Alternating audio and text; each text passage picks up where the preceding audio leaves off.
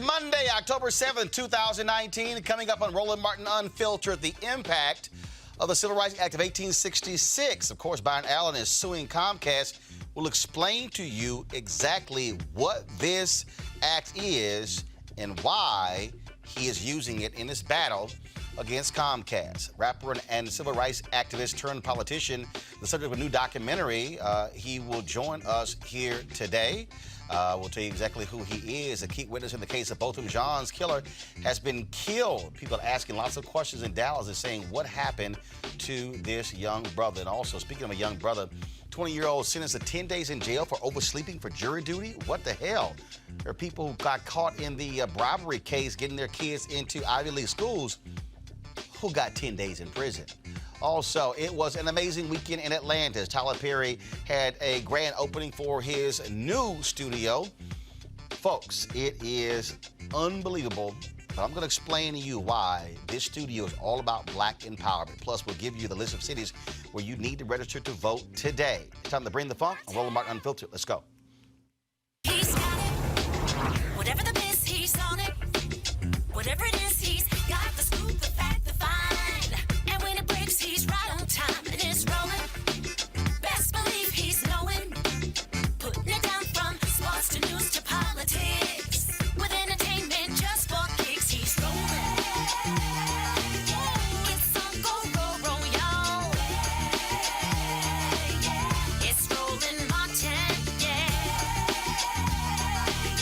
Rolling with Roland now.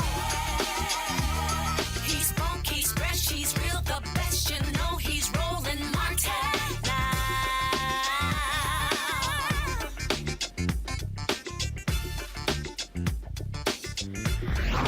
Martin.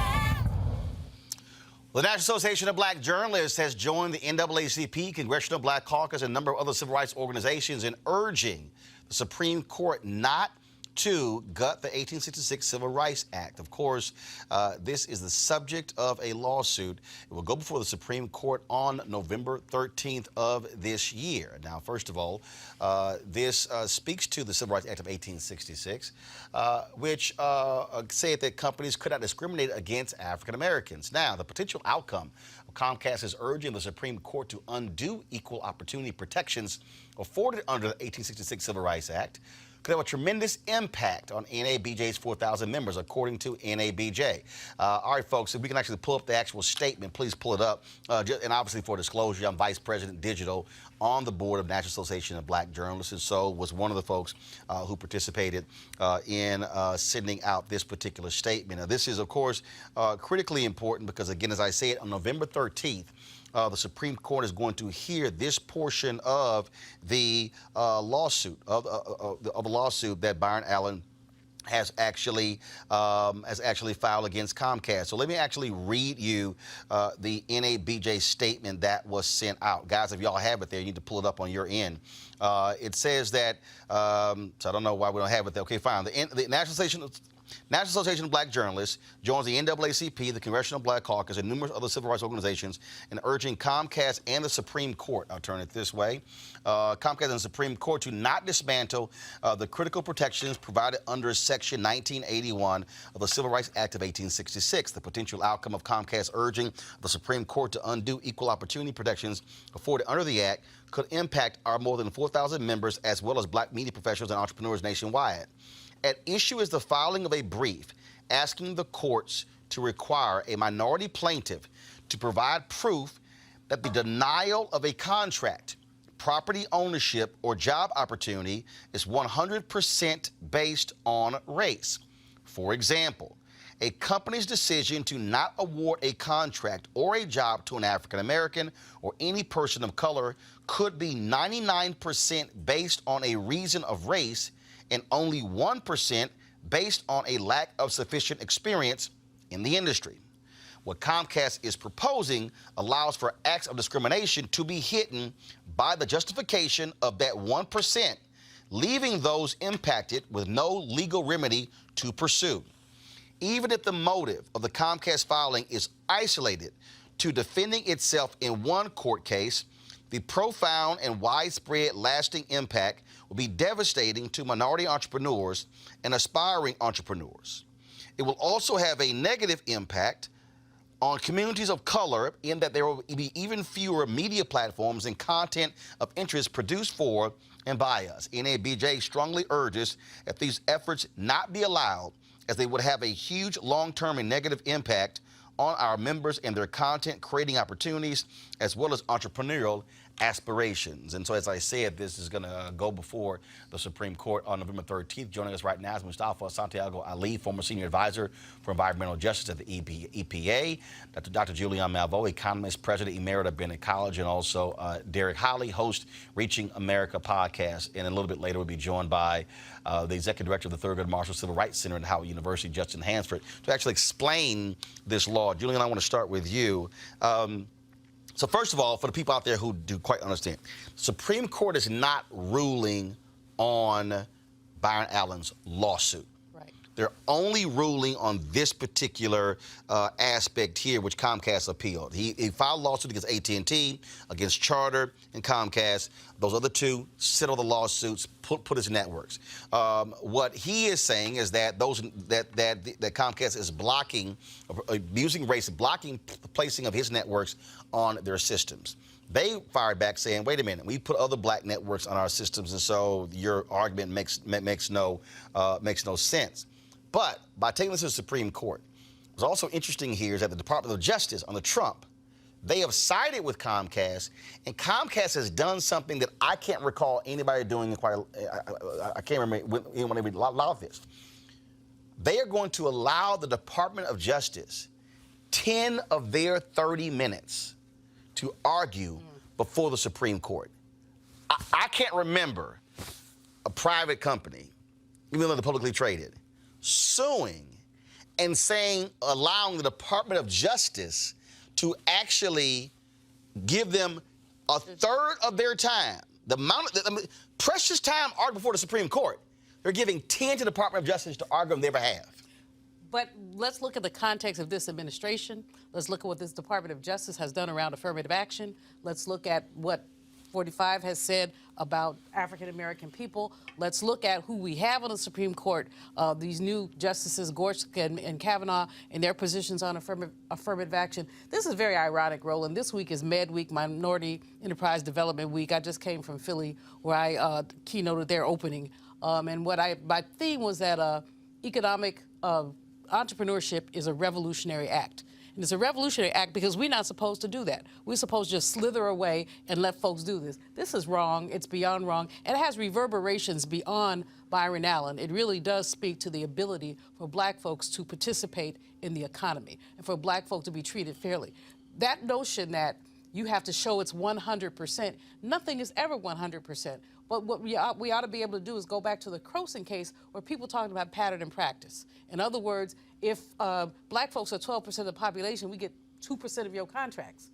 What's up with that? Especially if we're in the industry. So, you know, if African Americans, we represent 12% of the population, how many black-owned channels has Comcast let on there?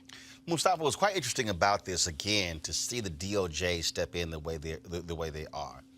But also what you have happening here is the fact that it was, you know, the legal precedent or the strategy of Byron Allen to use the 1866 Civil Rights Act as a basis for the lawsuit. And he's been able to fund this thing all the way through, which is also different. Do you believe, if the Supreme Court rules against Comcast in his favor, your thoughts about what that would mean for other African Americans when it comes to trying to break into these industries and then who are being frozen out? Yeah, well, we first should probably just start with the fact that the Trump administration continues to put their thumb on the scales and lead it toward those who they want to see to be successful. I mean, the effect of this is actually going to be less African Americans having the opportunity to be in this space, less jobs, less ability to frame out our narrative. All these various things are a part of this. So I see it as a very negative thing for our communities. Derek, here's what I find to be interesting. So you have Donald Trump, they had the little Black Leadership Summit, little rally at the White House last week. Yeah. And Trump is always talking about how he's helped the blacks, talks about the unemployment. This is an African American who recently did a deal with Sinclair, very conservative when it came to buying the regional sports networks. Trump was always talking about business. Was talking about, helping black folks. I'm still trying to find the evidence of that. But now they're siding with Comcast. And again, if the Supreme Court rules in Comcast's favor, that would mean that if you wanted to sue a company, 100% of the reason would have to be your race. Not 50, not 75, not 99, 100. That's a hurdle that I agree. It's an impossible hurdle. And so, but I look at it, because like you said, it is an impossible hurdle to handle and to try to overcome. But at the same time, I'm just wondering, I do wonder why the DOJ has anything to do with this and how that even came to be. But also go back to, Roland, what we talked about last week, just when, Comcast is still arguing that, we've let other black programming on and we've allowed other networks to be established on Comcast. And Comcast owns Universal, which is NBC and all these programs, all these stations, that kind of thing. So I'm trying to figure out, again, we go back to is it content with Byron or is it something else? And so that's what I'm wondering, because they've done it before. And for it to get all the way to this point, I'm just wondering what else has happened that they want to allow him on this network. Well, I'll tell you what else has happened. This is a white male ego game. They do not like the way that Byron Allen has come at them. He has come at them aggressively. He does not back down. Folks cannot stand black men especially, but also black women who stand up to them. And that's really what's happened. They're drawing a line and saying, we're not going to let this brother tell us what we're going to put on our network. I think I'm going to agree with you that too, but then I also look at, I go back to the content part, because I actually turned to Byron Allen, one of his shows, I guess it was a few months ago, and I was looking, I was like, is this a rebroadcast? Because I couldn't tell, that's why I go back to the content part of it. And according to Comcast, their reason for this whole deal, is the content. Okay, okay. That's fine.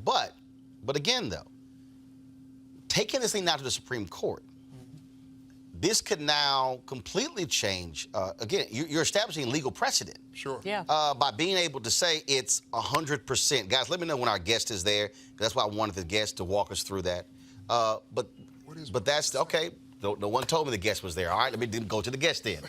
Justin Hansford, Executive Director of the Thurgood Marshall Civil Rights Center at Howard University. Justin, how you doing?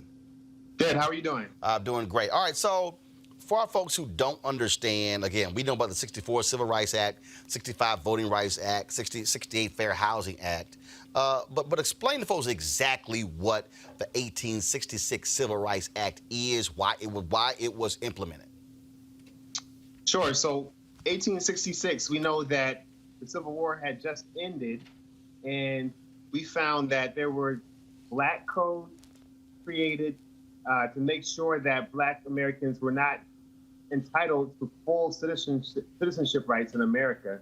That included, of course, the ability to engage in opening businesses, but even on a much more basic level, even the ability to buy and sell products. Even those basic things were denied to black people in 1866. So Congress passed this act, the Civil Rights Act of 1866. It was vetoed by Andrew Johnson. Congress overrid the veto to ensure that we had more rights, citizenship rights, that would allow us to participate in the economy and to do so on what would be somewhat of an equal basis. So from the very beginning, this was a law passed specifically to help the freed slaves. Now, fast forward 150 years, like many of our civil rights laws, they help a lot of people.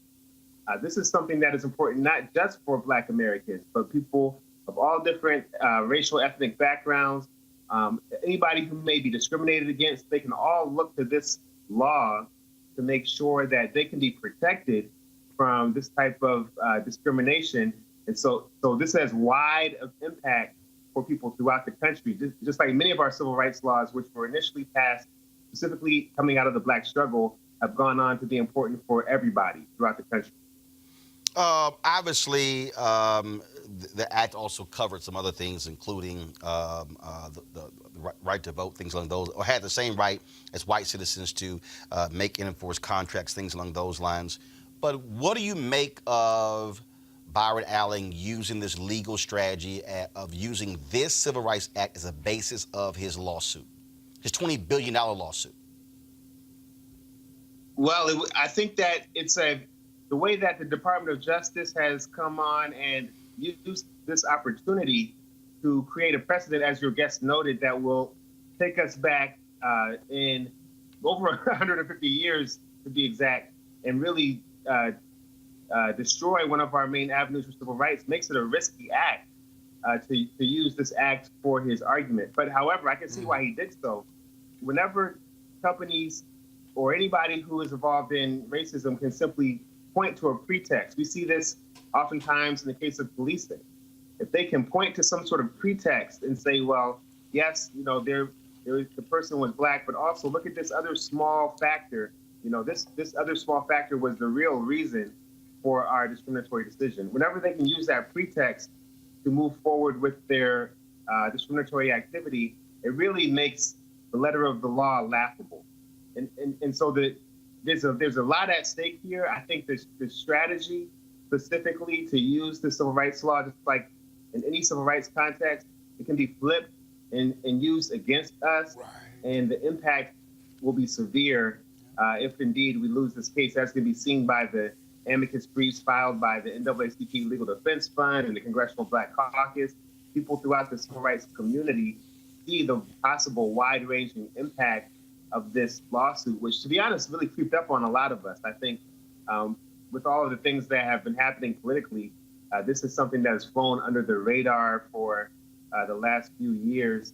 And, here we are right in front of us. The arguments are going to be happening in November, and we have this huge risk right in front of us. Well, but let's just be honest, Justin. The reality is lawsuits are filed every single day, all right?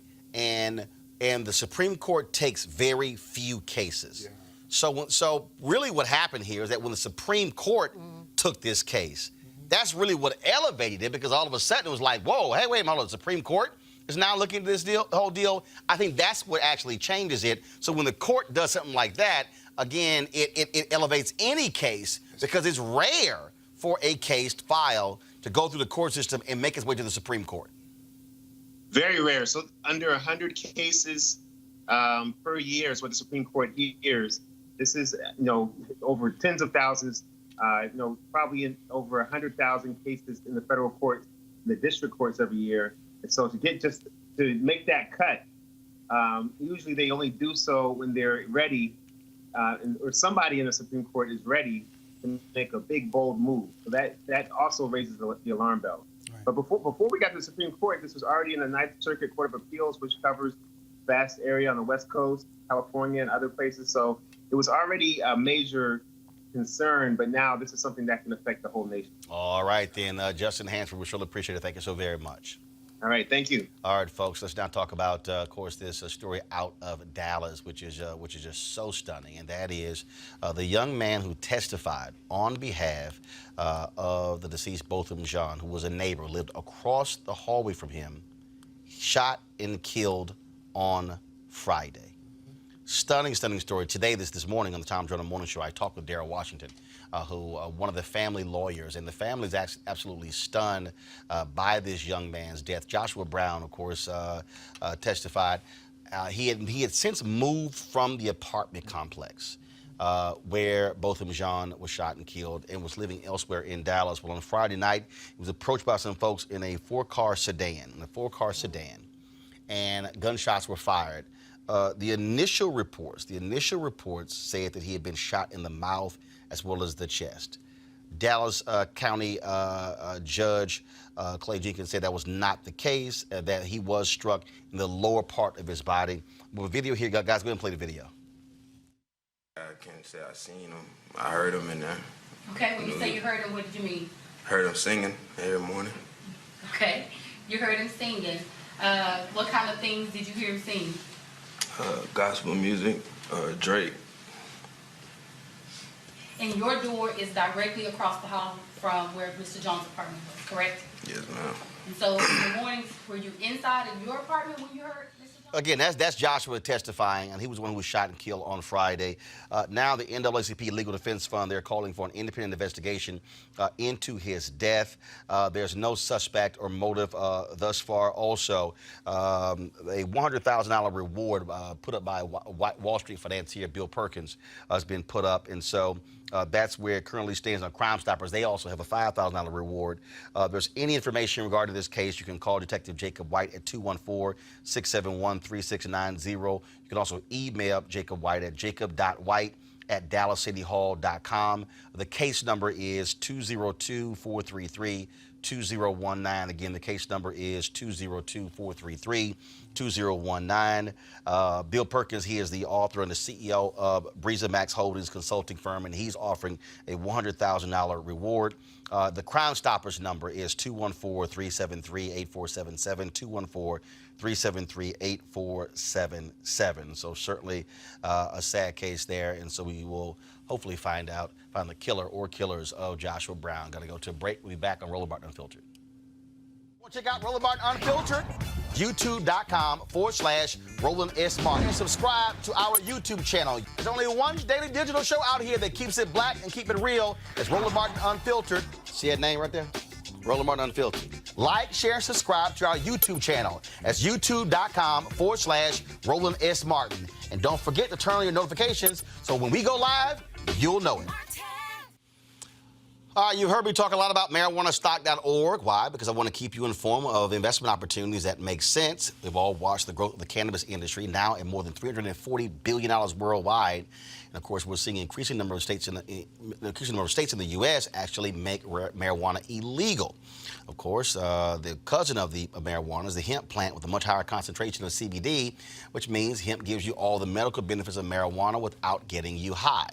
Until recently, hemp farming was practically illegal in the U.S., but the 2018 Farm Bill changed all of that, now making it legal. What does that mean? That means folks need land. And this is a credible investment opportunity. That's why 420 Real Estate is moving forward. Their business model is simple. They buy land that supports hemp CBD grow operations and lease it to licensed, high-paying tenants. That's right, they are hemp CBD landlords. You can get in on the action. What they've done for the viewers of Roland Martin Unfiltered, they're allowing you to make a minimal investment of $200. Initially it was $500, now it's $200 in this crowdfunding campaign that you can give from $200 up to $10,000. Again, this is a $340 billion industry that is still growing. You can participate with as little as $200. To invest, go to marijuanastock.org, marijuanastock.org. And that's, again, marijuanastock.org to get in the game and get in the game now. All right, folks, so we always talk about voter suppression here on Roland Martin Unfiltered, and guess what? We have another case of that. This is what is actually happening in Georgia. Officials in Jonesboro, Georgia, are trying to move the city's sole polling site from a museum to the Jonesboro Police Department. The Lawyers Center for Civil Rights Under Law believes this is a clear example of voter suppression, and they, along with their partners, are planning to resist these efforts. Derek, this is the thing that we have seen in other places as well, where they are moving a voting site from a recreation center, from a church, in this case a museum, to a police station. And many folks believe that's a chilling effect. Clearly are trying, because people who are, and they, look, this is happening in many other places. Right, I ain't going to there. And you're like, seriously? Right. And so, I mean, I have no argument, other than it is a way to suppress the vote. And they did the same thing happened in Georgia last year when they tried to shut down several voting places in a little town. They went from like 7 down to 2. And put it, or one county, they want to put it outside of the city limits. Sure, yeah. This is definitely. And any black person who's had any kind of trouble with the law, you're going to avoid going into a police station. Right. So what is the purpose? But this is the thing. Like every time I have, not all of them, but every time I have black Republicans on the show, they're like, no, folks like Malik, who might say, no, I don't think it's voter suppression. I'm sorry.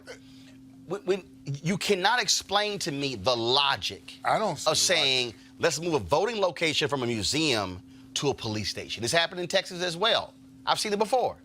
It's voter intimidation, Roland. It's not suppression. It's outright intimidation. It's both. Because you want to intimidate them so they don't vote to suppress the vote.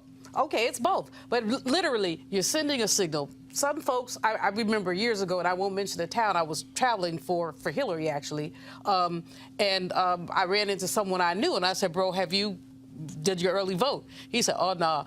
This particular county had gone from 8 polling places to 3, and one was at the police station. He's like, nah, man, I got child support, I got parking tickets. I can't argue that, Roland. You know what I'm saying? You got to keep it real. You know, So he's like, no, I'm not going there.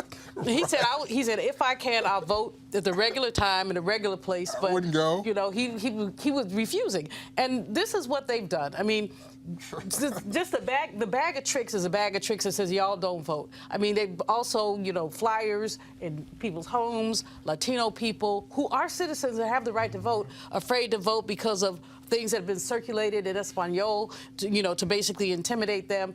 So, the Lawyers Committee, the NAACP Legal Defense and Education Fund, they have their hands full. But here again, there's more work for them to do. Well, Mustafa, that was a report showed that in the last 10 years, we have thousands upon thousands of fewer voting locations. Again, voter suppression.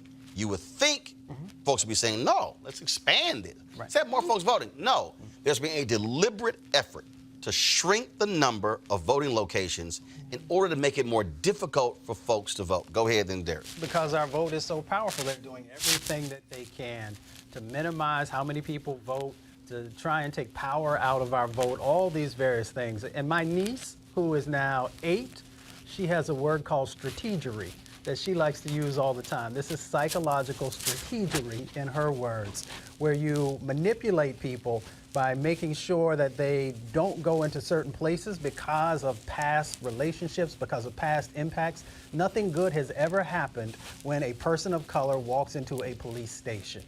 So she would say that this is psychological strategery. So if somebody who's 8 years old gets it, then everybody else should get it. But I would say, conversely, though, where you look at Maryland, where they just passed legislation where it's going to allow people to register and vote on the same day. So it looks like you are expanding it in that regard. No. Maryland's a blue state. Democrats, Republicans have been fighting that. In fact, but it passed. No. Let me walk you through. In the state of Maine. In the state of Maine.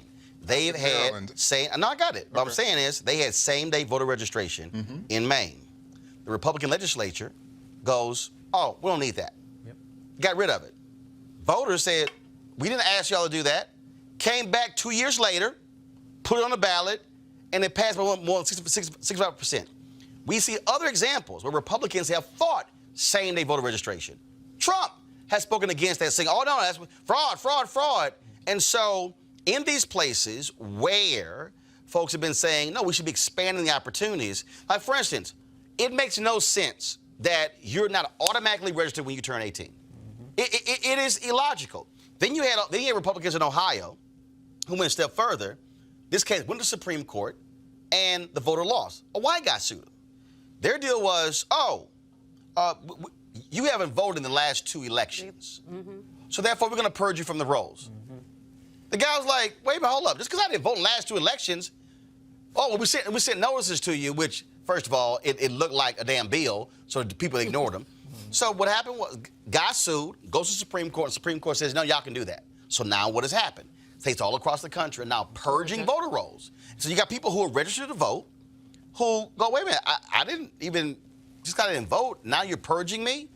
That's how convoluted the system is. And the problem that you have is, I'll give another example. In Wisconsin, how they are gerrymandering districts.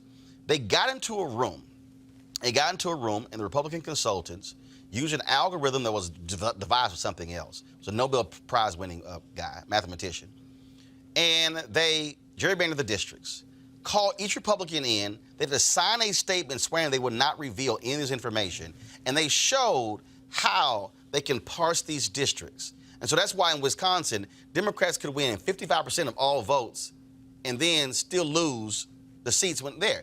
So the tricks that are being played with the voting is actually being led in this country by the Republican Party. I disagree, because I've seen the gerrymandering happen straight in Maryland. I had census contracts. Hold on, that was one congressional seat. There was several congressional that was one. seats. What you're speaking of was a lawsuit. We've covered it. That was one. It I'm happened talking in about Maryland whole states. during the census. Oh, no. I had that Right, that contract. was one congressional district. It was a couple of different congressional districts, Roland. 'Cause I'm talking about. I had the what contract with the census. what I'm trying to walk you through is, okay, Maryland. Show me where else Democrats have done that. I think it's happened. I can't point to another state. Okay, I'm here's just what I pointing can. to Maryland Here's right what I now. can point you to about Okay. Republicans: Texas, Georgia, North Carolina, Pennsylvania, Ohio. So gerrymandering, Tennessee. So gerrymandering only takes place in one state by Republicans. No. Is that what you're saying? What I'm saying to you, Republican Party, by design, the guy. The Democrats only did it in one state. No. Is that what you're saying? What I'm walking through, I'm walking through out of the two parties, which party is consistently fully embracing voter suppression, voter intimidation, and hardcore political gerrymandering. In fact, I'm agreeing with you on the voter suppression part about the police thing, but some of the other arguments about voter suppression, I can't get with you on. Let me jump well, in there's a on guy something. named Mike Hoffler. He's dead. He's got Tom Hoffler. He's dead. And the only reason we know this, praise the Lord, him and his daughter did not get along. But when he died, she went to his home and discovered, she was looking for something else, and then discovered his computer. And what we now know from his secret files, this guy was the master Republican gerrymandering. He had, and when they got sued, even with the census deal, they claimed, oh, no, it's not about race. In his hard drive, it was all about race. We only know this because she got the hard drive. Republicans are suing to keep this guy's notes private. They're trying to claim attorney-client privilege when this was the guy who was hired by multiple Republicans in states all across the country to come in, to gerrymander the districts, and to also do voter suppression. This guy literally, he was dying, and he said, I'm going to work up until my death to frustrate them when it comes to political gerrymandering. His name is Tom Hoffler. Folks, go to the New Yorker, and you can read this story. Matter of fact, go to my iPad, folks. This is the headline, September 6, 2019. The secret files of the master of modern Republican gerrymandering. Democrats have gerrymandered, but Republicans have taken this thing to a whole different level, and not in one state or two, nationwide. Julianne, I'll go to my next story. You have to look at the economic piece of this in terms of reducing the number of polling places. Some people do not have transportation, do not have automobiles. The other thing is the class bias, which is intersected with race, in terms of who gets to take Tuesday off.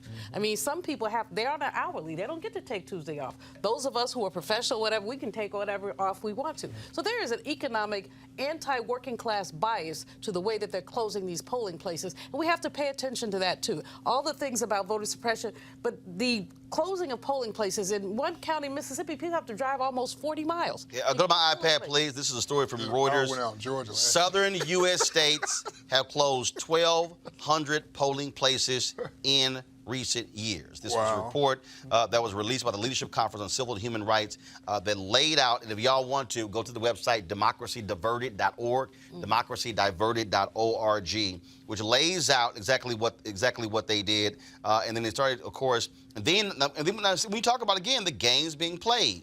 Remember, in 2012, in Ohio, in Republican-led districts, Republican-led counties, they increased voting hours. Democratic counties, they decreased it. The Obama campaign sued Ohio, and Secretary of State had to admit, yeah, that was kind of unfair, Republican Secretary of State, but he had to get sued. They lost in court because they were sitting here playing games with the voting hours. All I'm simply saying is, if we say that voting is supposedly democratic, fine, stop blocking it.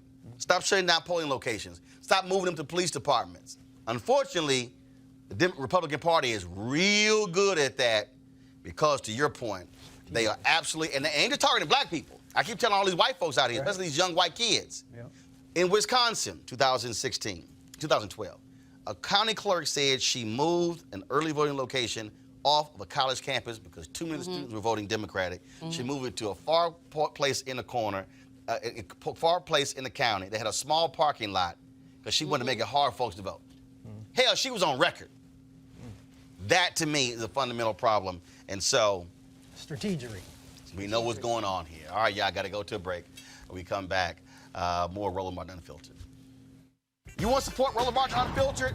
Be sure to join our Bring the Funk fan club. Every dollar that you give to us supports our daily digital show. There's only one daily digital show out here that keeps it black and keep it real as Roland Martin Unfiltered. Support the Roland Martin Unfiltered daily digital show by going to RolandMartinUnfiltered.com. Our goal is to get 20,000 of our fans contributing $50 each for the whole year. You can make this possible. RolandMartinUnfiltered.com.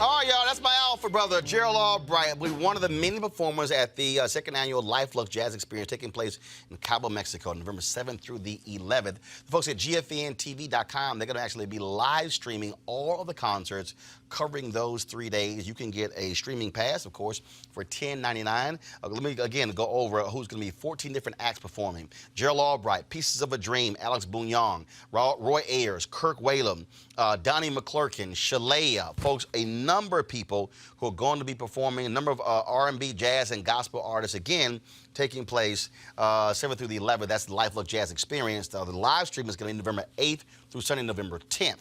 If you want to actually sign up, go to GFNTV.com, GFNTV.com, to sign up for the live stream. If you actually want to go with us to Cabo, go to LifeLuxeJazz.com, LifeLuxeJazz.com, LifeLuxeJazz.com. Package is still available. But if you can't afford that, you can definitely, of course, get the live stream for $10.99, covering you for 3 days. It's going to be an amazing time. I'll be broadcasting Roland Martin Unfiltered there Thursday and Friday. So I'm looking forward to you, if you do go, being part of that experience. And, of course, you'll be able to see the show right here as well. And so, again, be sure to get the live streaming pass for $10.99. Go to GFNTV.com. All right, folks, there's a new documentary airing on MTV in the future that looks at the life of Bruce Franks. Now, he was a prominent activist who was elected to the Missouri House of Representatives in 2016. And he won re-election in 2018. Well, this summer, he announced that he would be resigning from the legislature to focus on his mental health and family, and more recently said he'll be moving away from St. Louis. Here's a clip from that documentary.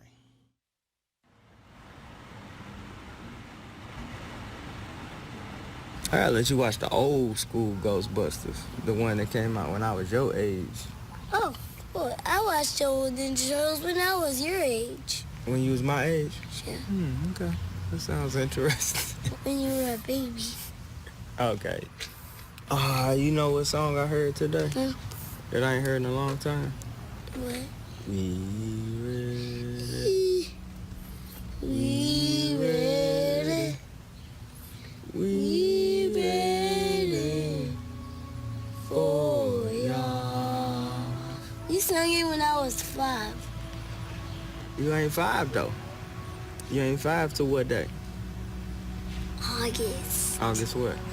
9th. August 9th. You're gonna learn about August 9th real soon.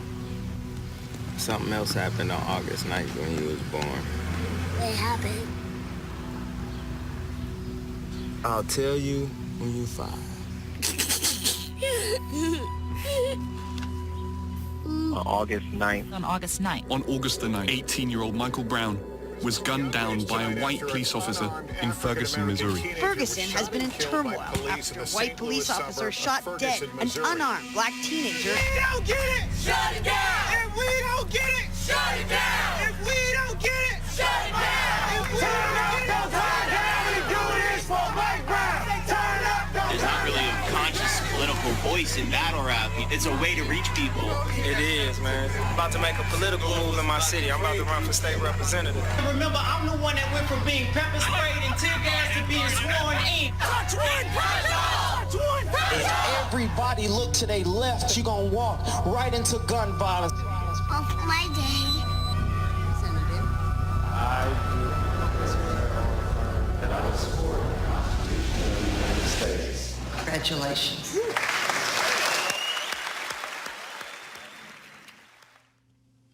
All right, Bruce. Bruce Franks joins us right now. How you doing, Doc? I'm doing good. So, you get elected. Folks are excited. They're talking about your youth. They're talking about someone from who's an activist now going to the public space. But when was that point where you said, I can't stay here? It started in 2018, right around August 19th, 20th. My best friend was killed. I've been through a lot of gun violence, but that was, he was the closest person to me. When he was killed, as well as other things that I was going through in life, in November, my godson was killed at 16 due to gun violence. And just the weight of being a representative, in a Black poor community, right? And having that weight on your shoulders. It's like everybody hypes you up to run and they want you to run and they're excited when you win, but nobody tells you about a lot of these other things, the mental strain and a lot of the stuff you're gonna go through. And so I had got to the point where I fought through it, starting to recognize like my mental health, depression, anxiety I was going through. And, to be quite honest, even in December of 2018, suicide. And fought through that and decided to go back when session started in January. And when I started back, when I got there, I was like, you know what, I don't even want to be here.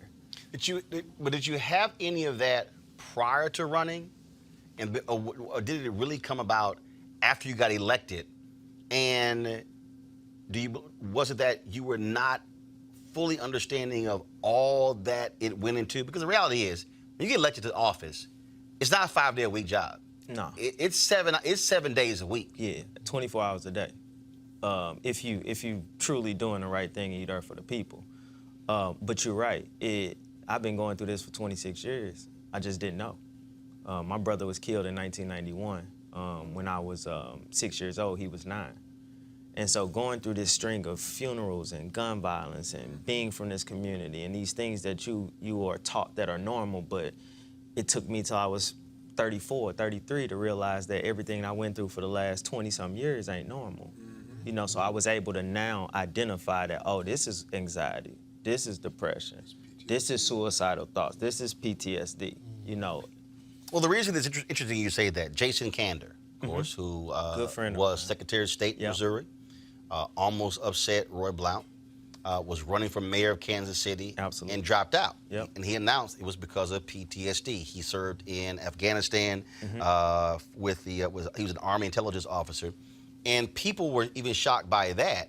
But he said, no, I got to step out because he was still dealing with the PTSD of what he experienced in Afghanistan. Absolutely. You said he's a friend of yours? So Jason, y'all discussed this? Yeah, so Jason is a person who, Jason and Stephen Weber and I, who was the kind of leader of the Democratic Party for a couple years before he stepped down, we would have these conversations. And Jason Kander is one who's always kind of been open about PTSD, and he was really open at this point where he's talking about stepping back. So he's one of the people that I actually talked to.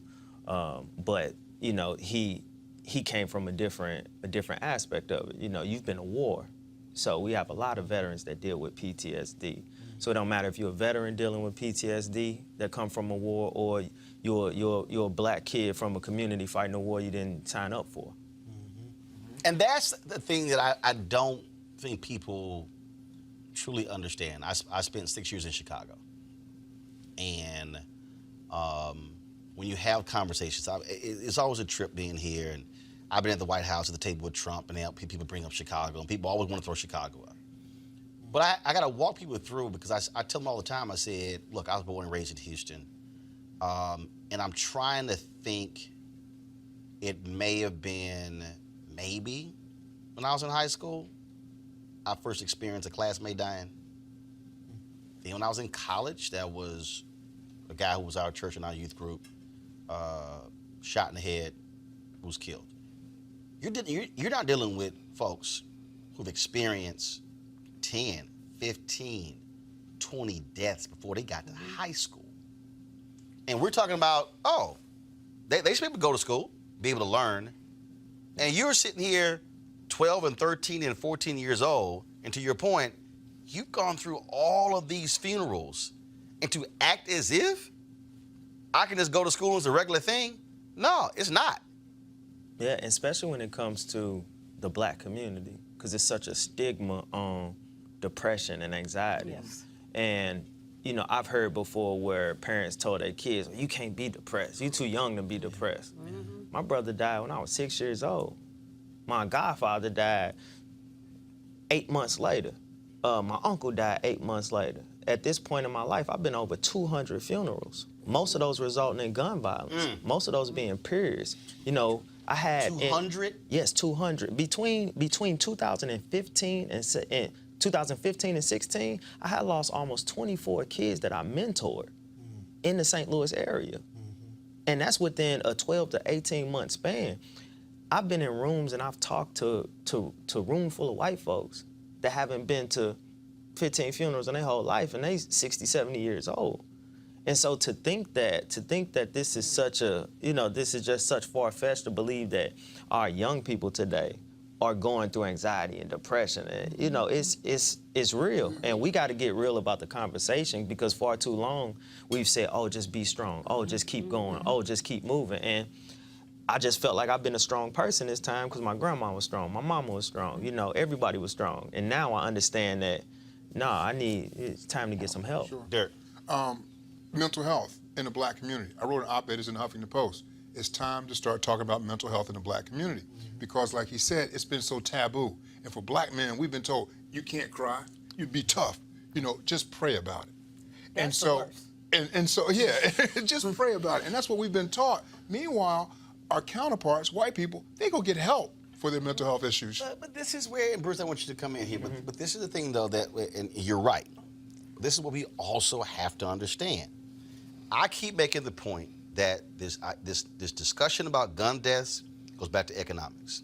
This discussion about mental health goes back to economics. Sure does. The reality is, if you're white and you got insurance, there you go. You go get help. Yes, you can get help. But the reality is, we had to go to the pastor, because that's all we had. And so part of this thing is, when we're discussing, like every time these people want to talk about Chicago, I said, if you do not want to talk about the economics of Chicago or St. Louis or Ferguson or New Orleans, then you don't want to talk about gun control. Go ahead. If we can't condemn these things unless we condemn the environment that brings it, right? Yeah. So if you talk about gun violence, right?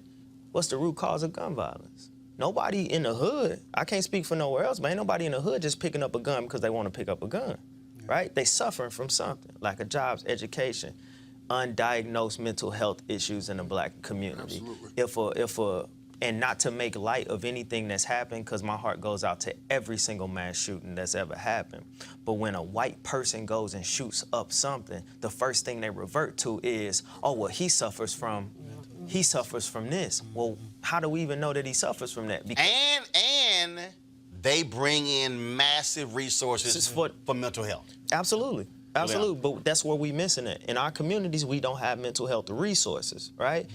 But even if we get the resources, we got to have a real conversation that lets us know that it's okay to go take part in it. Sure. You know, I want to commend you because for coming out and talking about mental health issues, and I hope to see the rest of your film and that you continue a crusade to raise awareness about mental health in the black community, because there is an absolute stigma against seeking help. There's an absolute stigma against getting medication, but these things can help. When people have mental health problems, some of them are chemical. Yeah. They're not necessarily, you know, trauma-induced, but they're chemical. Trauma induction is also another area. But we really, I want to lift up Terry Williams, who wrote a book about black folks and depression. And she wrote it about 10 years ago. It was a really good book when she talked about how we just are in denial.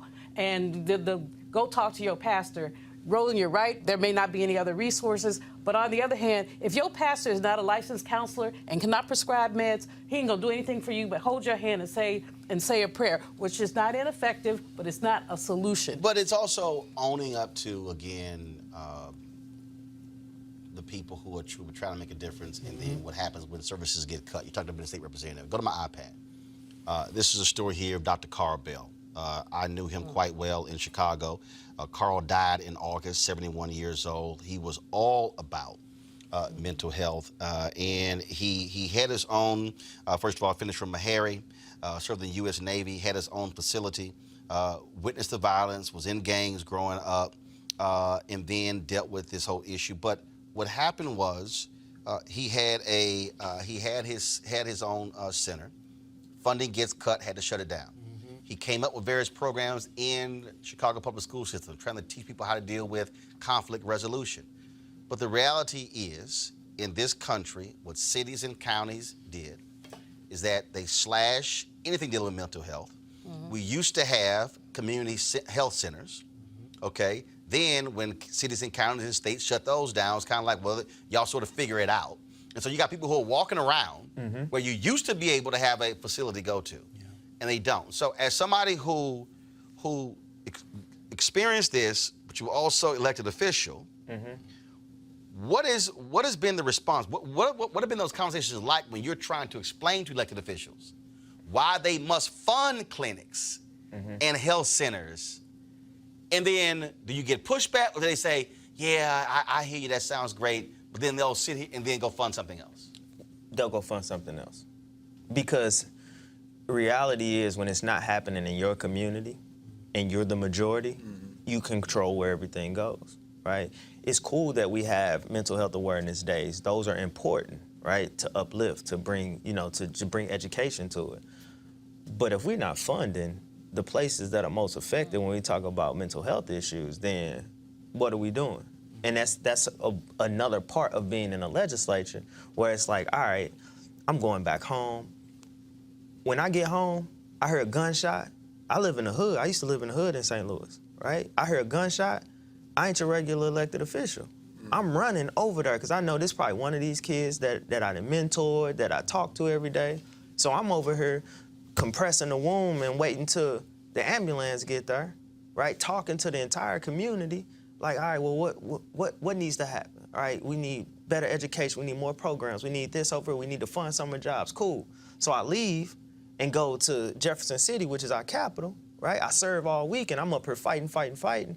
Highly Republican state, highly outnumbered, super minority top to bottom, trying to get stuff done. But on the same hand, in my head, what's still playing is, I just had to hold this kid warm. I just had to talk to his mama. Then when I come back, my brother dies, right? My best friend, my kids that I mentor, my nephews, and it's an everyday process. So I'm speaking to them from a lived experience. Like, look, this one I'm not telling y'all no stories. It's not a myth. This is what I'm going through every day. And even when you talking to them, and even if it feels like they may get it in the room a lot of the times, their ability to move forward on action about it is just not there, because they're not necessarily forced to. Until the numbers change and it's closer in proximity. Until where white kids start getting shot in huge numbers, then that's when something will change. And that's one of the realest things I heard in a long time, because at the end of the day, I fight for everybody. But I fight for those who look like me first. And when you talk about this issue of gun violence, which ties right into mental health issues and undiagnosed mental health issues, I hear so much talk about banning these guns. I hear so much talk about these other mass shootings that's happened, and those are atrocities, they're tragedies, absolutely. But when you highlight those and you forget about the black folks and the black communities that go through gun violence each and every day, you're taking away our voices. You're taking away our need for mental health resources. Because when you parade him to the front, when y'all take him out of here safe as can be, even though he done killed all these people, the first thing you're gonna say is, you know what? Well, he got bullied. He suffered from anxiety. He suffered from depression. And that's not okay. No, it's not. Yeah. Mustafa. First, I just want to, I wish I could get up and this mic wasn't on just to give you a hug, because I know how important self-care is. I just came back from St. Louis last night, and while I was there, I slid over to Ferguson for a second. I had conversations, and it reminded me of the work that I did in Southeast Washington, where some of the young brothers who we were running through programs, they was getting their lives together. They'd be standing on their porch and just catch a cab. And you're like, all this is just put on everybody. And the thing is, there's a numbness that comes through that situation. Absolutely. Yeah, and you're just like, okay, so I just got to be hard all the time. Yeah. I can't tell anybody about what's going on, and it just starts to eat away at you. And then that's why we have all these diseases that continue to pop up, hypertension, heart disease, all these things they want to put on top of us and say it's our diet. If you're living in a war zone all the time, you don't never get a chance to breathe. Yep. So I applaud you for the self-care and for you taking a step back and reevaluating how do we best address these issues. Absolutely. And how do we make sure that we're educating people about our vote and using our vote to actually get the right people in office. And also, and that last thing you said, brother, was so incredibly important. You know, I also work for everybody, but it is our communities that continue to be the ones who are unseen and unheard and forgotten and never get the resources that are necessary to make the change. So I just give the utmost respect to you for what you have done. Appreciate you, brother. John Hope Bryant, Operation Hope. He says this all the time. He says that you will never see a riot in the neighborhood with a credit score 700 or higher. Period. That's a word. Period. And so, I think, and again, I'm gonna go back to the money piece. I think every time when people want to yell Chicago, I think our response has to be, where are the jobs? Where's the home ownership? Because again, I think about where I grew up, Clinton Park in Houston. I can remember standing on the portion of our street. Look, we had two-parent households with older black folks who took care of their yards, everything like that. But I could stand on the porch and remember seeing the FBI and the Houston Police Department taking down a crack house. I saw those things. But the difference is, in my house, you had mom and dad with a job. Brother that lived across the street, Mr. Jordan, he was working. Folks next door work. Folks do not want to deal with the economic calamity that is existing in these places. And to your point, yes, when you see a young girl in Atlanta who's sleeping and a bullet comes through the house and kills her while she's in bed. When you think about, again, when you're seeing these young black folks at Clark Atlanta, you know, opening of school as a shooting, you know, luckily no one was killed, but again, you're like, I'm not trying to send my kid to school. And that's leaving places going to Atlanta. You said you're leaving. How tough is that? A place that's home for you. Most of us want to go back home. So I'm gonna be all the way real with you, Roland. It was a little easier than I thought it was gonna be. The hardest thing is family. Right. Right. Family. My district. I fought so hard to get that seat. We fought hard. But knowing that the district is in good hands, knowing that it ain't amount of miles in the world that's gonna take me from my kids and my family, and understanding that I'm important, I'm needed, I'm necessary, and whatever I need to do to make sure that I'm okay and my self-care is at 100%, then that's what I need to do. So when I made the decision to actually leave, it was a little easier than I thought it was gonna be, but it's been one of the best decisions that I've made. I got black folks who I know who have said they're not going back to Chicago.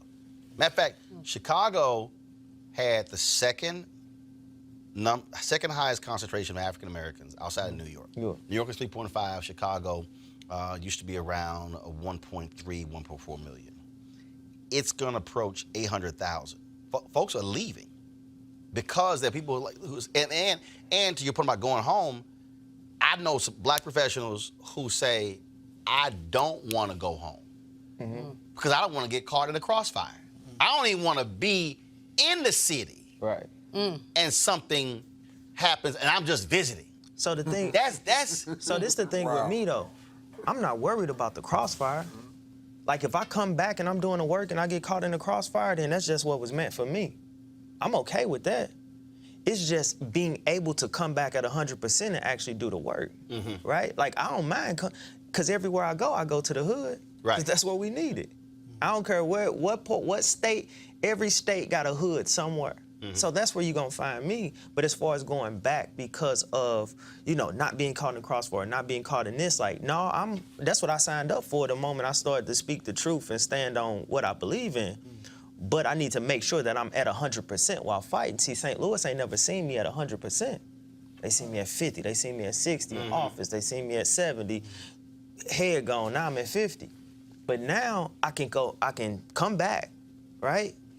Do what I need to do, leave, and come back whenever I need to. And it's gotten to the point where I realize where my place in this fight is. Yeah, it was one of the dopest things on earth was getting elected. Especially this kid from 4300 Gibson with tattoos on his face that rap, that they thought couldn't do it, right? But I got in that office, I fought, I passed legislation, put millions into the budget, something that a lot of folks didn't do. But I realized politics is for patient people who understand that it's gonna take a while to change this system. I speak up and speak out. Martin Luther King, Malcolm X didn't make it to 40. Right. I got activists that stood right next to me in Ferguson that didn't make it to 35. So if that's what our tale is, if that's what our life expectancy is, I need change to happen a little faster. And the way it's gonna happen faster is if I force it from the outside while working with those patient people from the inside. I'm glad you made that point because I tell people all the time, stay in your lane. And, since I was 25, every city I've lived in, I've been approached to run for office. Every single city. People go on my Facebook page, Twitter, Roland, run for president. We need to run for president. I'm like, no. So that ain't what I'm there for. I said, I'm doing exactly what God designed for me. Absolutely. This is what I've done. I'll be 51 in November. I've done this since 14. No desire to do anything else. None. I said, this is what I'm designed to do. And I try to explain to people all the time that everybody's not, people want Michelle Obama to run. Michelle Obama has said, I don't want no part of that. Because it takes a certain type of person to be a politician. Everybody can't be an activist. Everybody can't be the one leading the news conference. Somebody got to be the one who you don't even know anything about.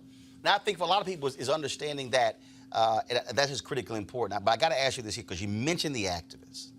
And we saw this with the folks who went through Ferguson. We saw this with Black Lives Matter activists all across the country. And I tell people all the time, well, you got to study history. So many of them did not realize the mental health part of all of this and the strain and the pressure. And it hit them and where the work was every single day. And I tell folks all the time, I said, y'all, when King died, his heart, the autopsy said it was almost that of a man who was 70 because the strain and the pressure. And he went through depression. Major bouts. When they had the march in Memphis, where the young brothers behind at the end of the march started busting up the windows, when they grabbed King and took him to Holiday Inn, he literally got under the covers, fully clothed, shaken, and immediately went into a depressive state. That was Dr. King. And a lot of these activists have been going through this, not realizing, man, this is real. 2017, we was protesting the Stockley verdict. I did an interview with you. That was the police officer in St. Louis. I did an interview with you over Skype. Left out, went and led it was about 2,000 people march with Anthony Lamar Smith's mother, bunch of people in front of the police station. And I'm yelling and I'm passionate. We get to the top, right at the top of the hill where the police station is. And I just pass out. And I had to get water and they had to get me. And it got to the point where I was realizing, at one point I was out there with pneumonia. And I'm thinking, I got a severe cold, but if I ain't out here, or, if I organize this, or we helped organize this, or if I'm not out here. And then I look back over some of my brothers and sisters who didn't make it out, more brothers who didn't make it out past the fight. It's like you hear a lot of conspiracy theories. You hear that, they was out here, so, this happened. And the guys who got shot, cars on fire, these different activists. And not to take nothing away from, because we know, and I'm going to keep it real, we know how that happens, right? We know that's happened. We know that's real. It's happened over history. Them being targeted. Yeah, us being targeted, period. Right.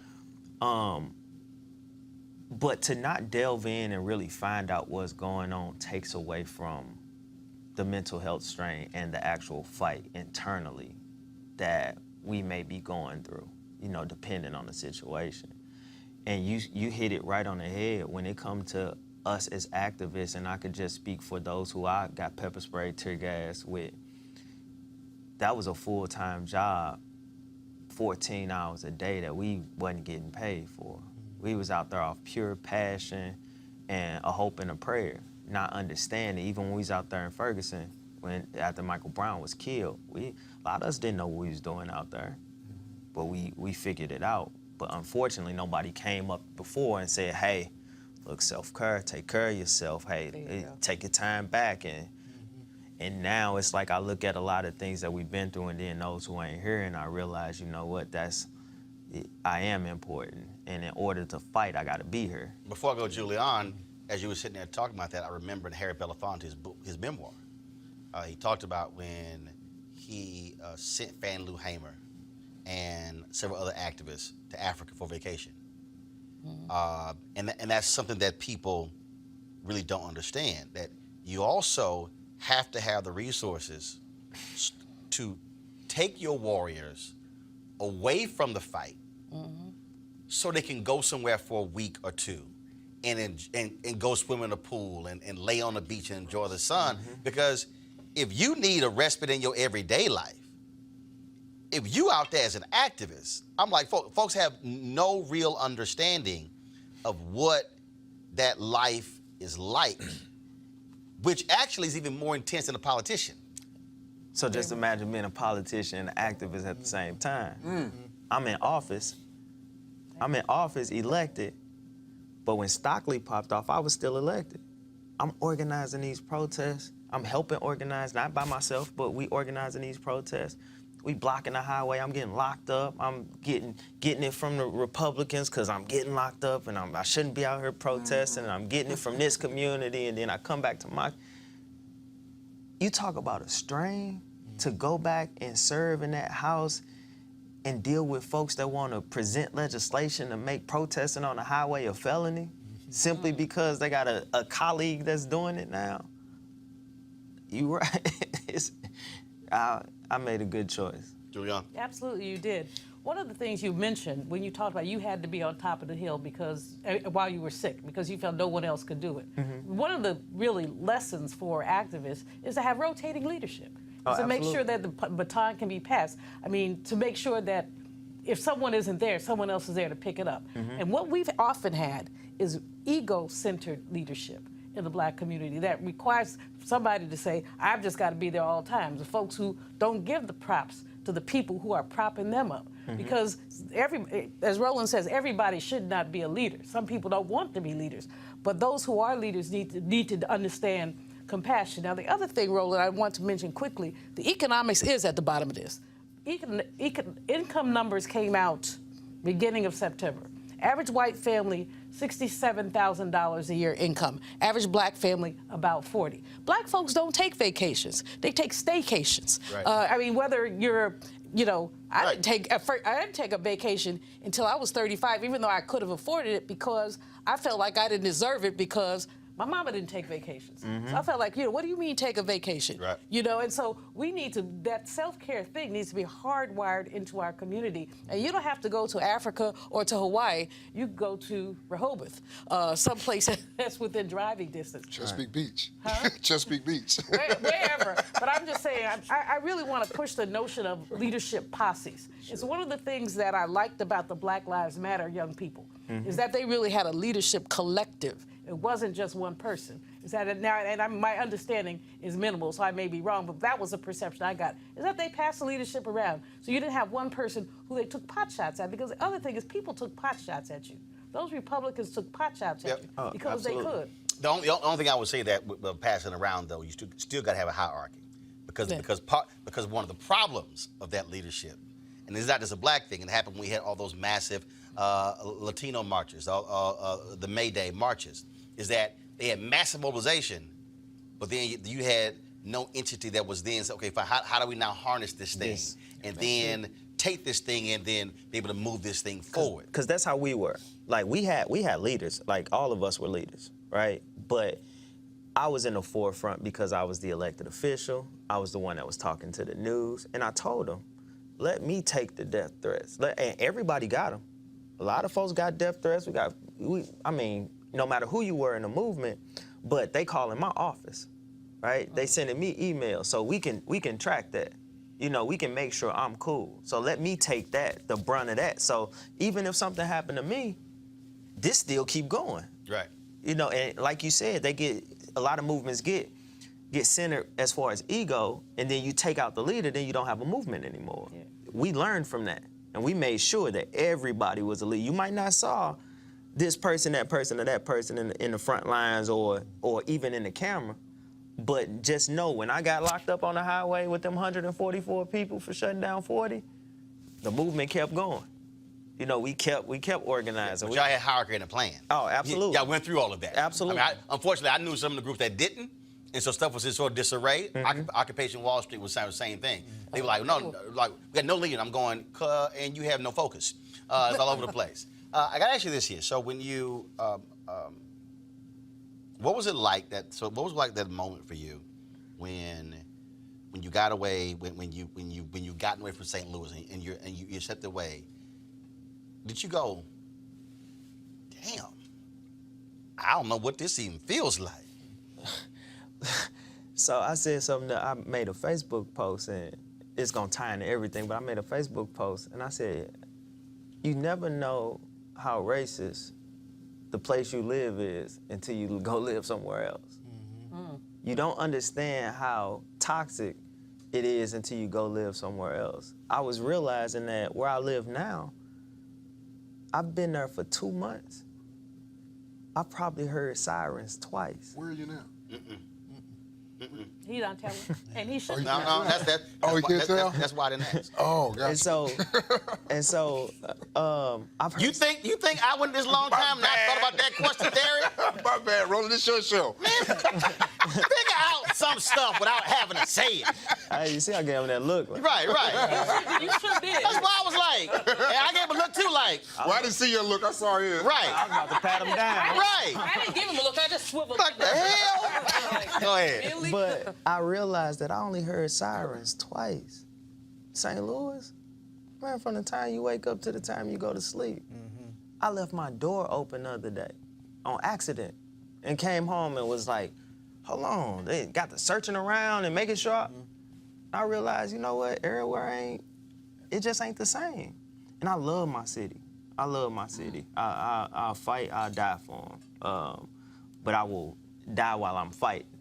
Right? Not in this sense of, well, I'm fighting myself, or I'm fighting these inner demons. And so now being able to work out, being able to be healthy, being able to just drive to wherever it is I like to drive to that's only 3 or 4 hours away, right? To get away, scenery, and just all these different things. Like when I was in office back in February, I weighed 130 pounds soaking wet with ankle weights on.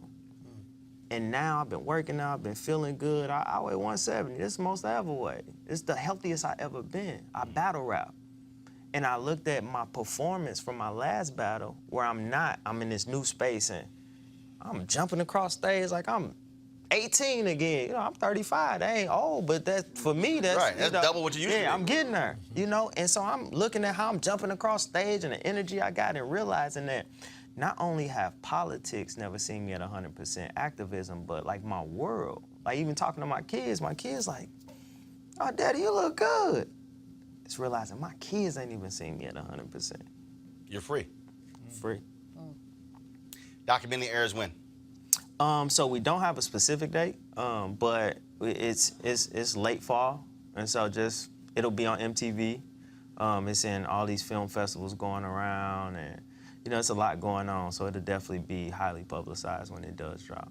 Well, we're certainly glad you were here sharing your story. Absolutely, I appreciate hopefully, there's somebody who's watching, whether or not they're activists or not, will understand the importance of self-care, taking care of themselves, and not being sort of bound by all of that pressure.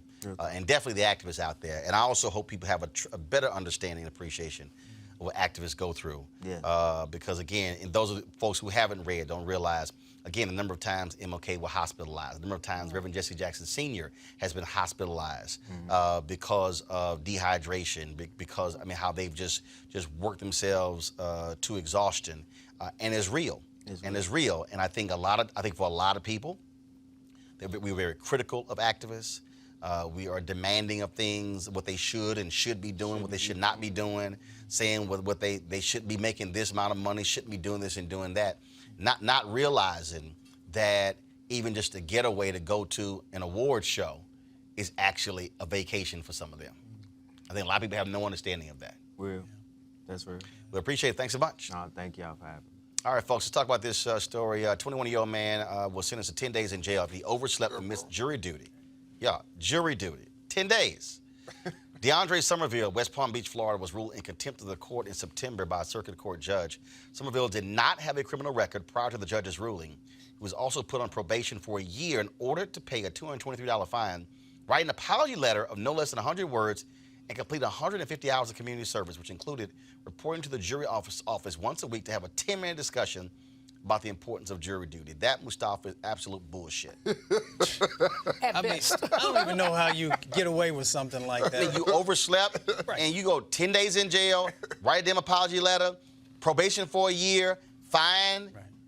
Hell, he might as well just go ahead and bribe somebody to get their kid into college, and hell, he would have got slapped on the wrist. That's exactly what it's about. You know the value they place on our lives and on other people's lives, our time and other people's time.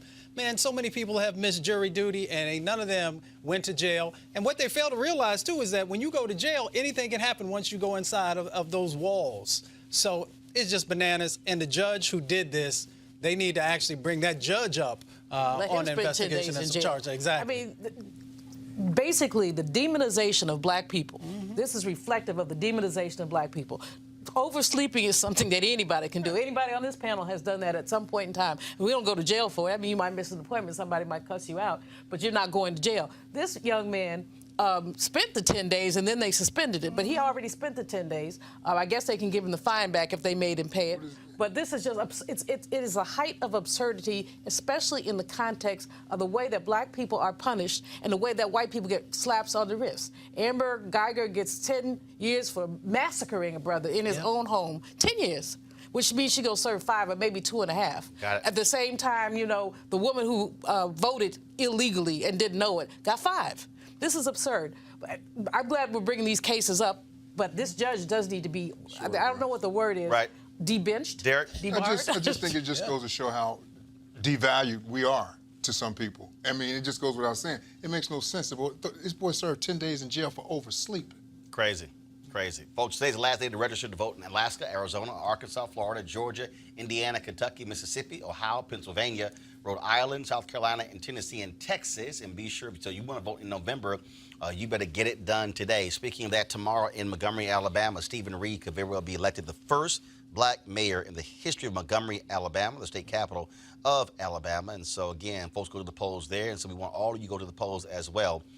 Because that is critically important. Now, think about it. All these years, Montgomery, where the bus boycott began, has never had a black mayor in its history, and it's 60+% black. That's also what happens when we don't vote.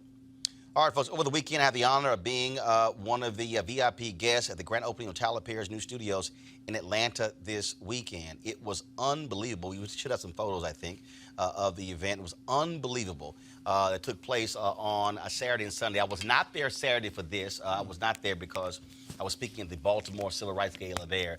But he dedicated the various sound stages that he is named after prominent African Americans. You see Diane Carroll, Whoopi Goldberg, Spike Lee, Harry Belafonte, Sidney Poitier, Oprah Winfrey, Harry Belafonte, Denzel Washington. I know I'm missing somebody. It was an unbelievable experience. My wife was there. She enjoyed it on Saturday. You see Spike Lee right there. This location is on it was a former Confederate Army base. Then, of course, it later transitioned to a U.S. Army base. And, of course, Tyler Perry took it over. It is an unbelievable place where they've already shot. First of all, it's been open for 5 years, okay? But they just had the grand opening. And they've had all kinds of different movies there, not just his productions. And, in fact, this studio lot is actually bigger than the Disney lot, the Fox lot combined. And there's still 60 more acres. And so these are all the various photos. Now, the reason you didn't see a lot of photos on social media, because Tyler's people said you can't take photos. And I was here yesterday. This is from the church service that took place yesterday. Unbelievable, folks. Of course, you have Vanessa Bell Armstrong, Shirley Caesar. You had Smokey Norfolk, the Clark sisters, Yolanda Adams. All of them were singing. You see Hillary Clinton, Bill Clinton, they were there as well. That's the great Cicely Tyson. Had a chance to get a photo and talk with her as well. It was just unbelievable. And so let me say this. This is critically important. That those of you who see those photos and you say, oh, that's great for Tyler Perry. But the reality is this here. Black people built that studio. I had Tyler Perry speak at the National Association of Black Journalists last year, and we were texting in March when I invited him, and I said, this is what I want you to do. I want you to come talk to our membership about how you respect your audience and how your audience will respect you. Tyler Perry has never crossed over. That studio was built by black folks. Black folks went to see Tyler Perry's plays. I don't give a damn if you don't like Tyler Perry's Medea plays. I don't care if you don't like his movies. The reality is that black consumers, that's how he was able to do what he's been able to do. Television shows, the movies, the stage plays. He is targeting a black audience. And he said this at the BET Awards. He said that when people were talking about Oscars so white, he said, I'm not interested in sitting at their table. He said, y'all can go do that. I'm going build my own table. He put that on Facebook and Twitter as well in his Instagram page when he said he just celebrated his own table. Why am I saying that? It's because there are a whole bunch of us who love to talk about crossing over. People said after TV One ended my show, man, you're going to go to MSNBC? Go back to CNN? No. Why? Because I'm going to create my own show and build my own show and then turn that and build my own network. Yeah, man, but we need you here. No. Because see, here's what we have to understand. He now controls his destiny. He's employing his own people. He's also providing opportunities. In Bishop Jake's sermon yesterday, he talked about how when you create a platform, you're actually creating a pathway for others to be able to live their dreams. When I think about the black folks who you now see on cable television, who came through Washington Watch on TV One, who came through News One Now on TV One, I can take this thing back further. The black folks who I put on blackamericaweb.com when I ran it, that was all using the platform to be able to elevate other folks. And that's what Tyler Perry has been able to do. This is the power of black economics, which means that we have to learn to fully respect our dollar. And for too many of us, we don't do that. Now, I said our dollar, not that person's $1,000, not that person's a million. Because see, here's what happens. We often will say, well, if the well-off black folks would do this. First of all, they are. They are. Yes, Robert Smith, the billionaire, paid the debt off of the Morehouse class. And it's probably going to number some $40 million. And there's people who would say, well, Oprah should do the same, not realizing that Oprah put more than 200 brothers through Morehouse College. Paid for the full education. She didn't do one grand gesture saying, I'm going to pay off this whole class of student loan. She put essentially a whole class of brothers through Morehouse, pay all the expenses. We have to recognize that every dollar matters. When you think about HBCUs, started by freed slaves who took pennies and nickels and gave for those schools. That's the equivalent of $1 and $5 and $10 today.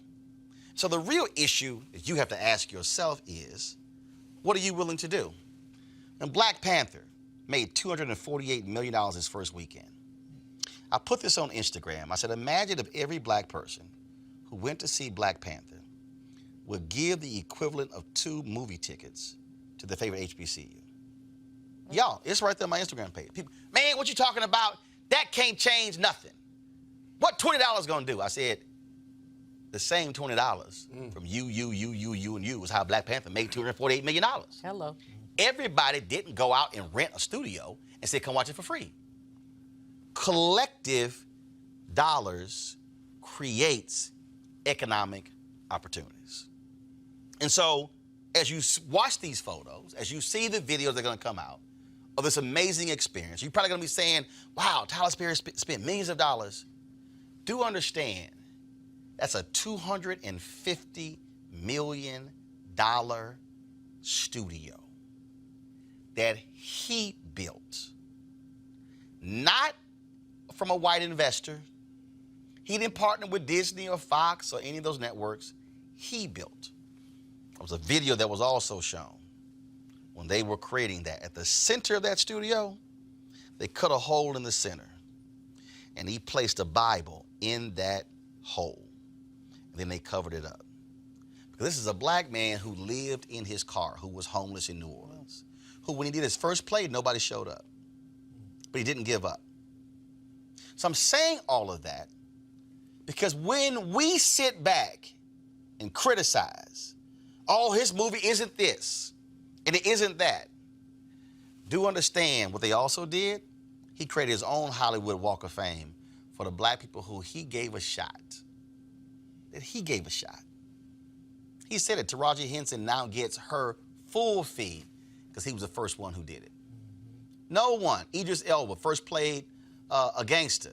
Every movie role he got was a gangster, but it wasn't until he played a daddy in Tyler Perry's movie that he started getting different roles. I'm saying all of that because as black folks, we have got to stop playing this silly game of trying to have white validation. Hello. I got no disrespect if you are white or Asian, Latino, and then you appreciate what somebody does. But what I'm trying to say is when you believe that your stuff is less than. I'm going to close with this. I was on a panel in Cincinnati a couple of months ago, and the brother who was sitting next to me thought that he was speaking for me when he said, you know, this is what he said, y'all. We got to support Roland show, Roland Martin Unfiltered. He then said, the quality may not be as good as CNN's. I said, stop. I said, stop. It is. And the audience collapsed like Derek is laughing right now. He literally did that, y'all. He literally said that. And I had to stop him. Because, see, what he was doing was mentally and psychologically saying that what I'm doing is actually less than. I had to stop him. I'm like, no, it's not. It's not less than. Quality is quality. Content is what matters. And so every single one of us should be celebrating Tyler Perry Studios. If you ever bought a ticket to a Tyler Perry play or movie or soundtrack or a T-shirt or a mug, you made Tyler Perry's studio possible. That is black excellence. It is the largest in history black-owned major studio. But I would be remiss if I did not mention that Tim Reed and Daphne Maxwell Reed opened their own studio in Virginia more than 20 years ago. That's right. This is not the first black studio. Oscar Micheaux had his own studios as well. So learn your history. But in terms of major studio this size, nobody black has ever done it.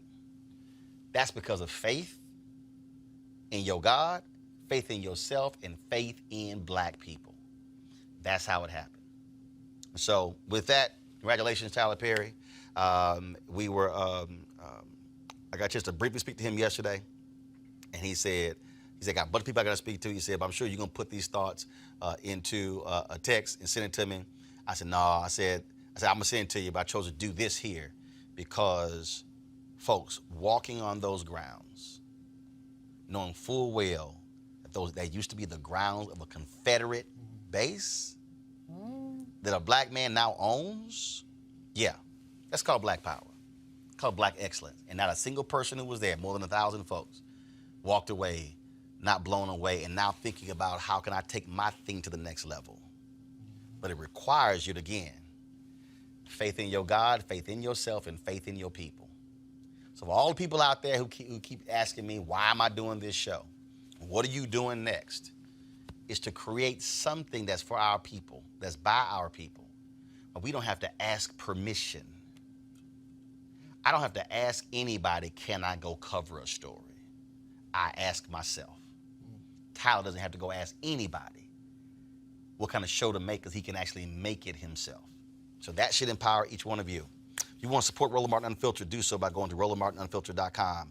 Every dollar you give goes to support this show. This week, perfect example, Thursday, I'll be broadcasting from Atlanta. Reverend Joseph Lowry will be having his 98th birthday. One of our civil rights warriors. I will be there. I'll be hosting the program.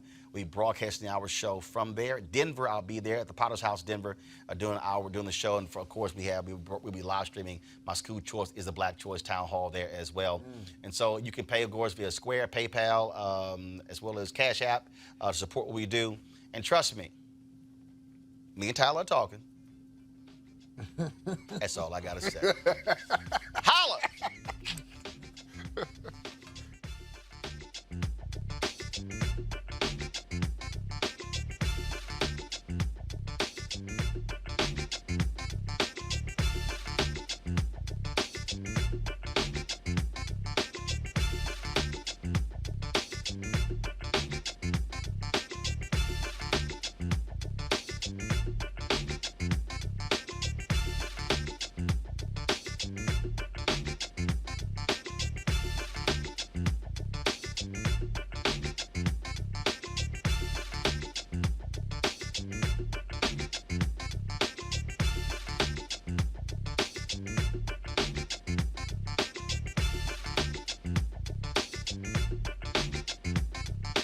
You want to check out Roland Martin Unfiltered? YouTube.com/Roland S. Martin. And subscribe to our YouTube channel. There's only one daily digital show out here that keeps it black and keep it real. It's Roland Martin Unfiltered. See that name right there? Roland Martin Unfiltered. Like, share, and subscribe to our YouTube channel. That's YouTube.com/Roland S. Martin. And don't forget to turn on your notifications so when we go live, you'll know it. Hey everybody, this is your man Fred Hammond, and you're watching Roland Martin, my man, Unfiltered. Hi, this is Essence Atkins, and you're watching Roland Martin Unfiltered. Hey yo, Peace World, what's going on? It's the Love King of R&B, Raheem Devon, and you're watching Roland Martin Unfiltered. Hi, my name is Brescia Webb, and you're watching Roland Martin Unfiltered. Ow. Well, I like a nice filter usually, but we can be unfiltered. What's going on? This is Tobias Trevelyan, and if you're ready, you are listening to and you are watching Roland Martin Unfiltered. What's up? I'm Lance Gross, and you're watching Roland Martin Unfiltered.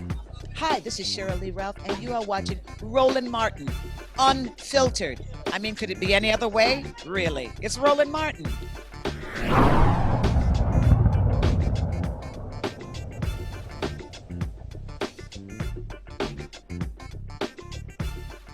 You want to support Roland Martin Unfiltered? Be sure to join our Bring the Funk fan club. Every dollar that you give to us supports our daily digital show. There's only one daily digital show out here that keeps it black and keep it real. It's Roland Martin Unfiltered. Support the Roland Martin Unfiltered daily digital show by going to RolandMartinUnfiltered.com. Our goal is to get 20,000 of our fans contributing $50 each for the whole year. You can make this possible. RolandMartinUnfiltered.com. Hey fam, want to check out Roland Martin Unfiltered? The blackest show on all of digital, cable, and broadcast. Check out our audio podcast. There's only one daily digital show out here that keeps it black and keep it real. It's Roland Martin Unfiltered. Press play. Martin.